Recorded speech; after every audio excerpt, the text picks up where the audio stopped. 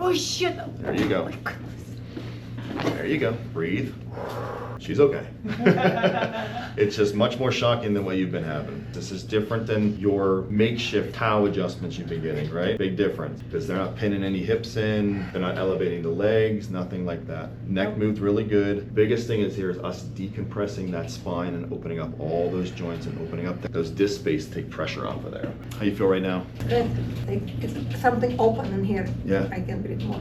Good, through the ribs and Yes. everything, right? Now that we can breathe better, we're Yeah. gonna get better oxygen to our body, which is ultimately gonna help to heal that body too. The more oxygen we can get, the better.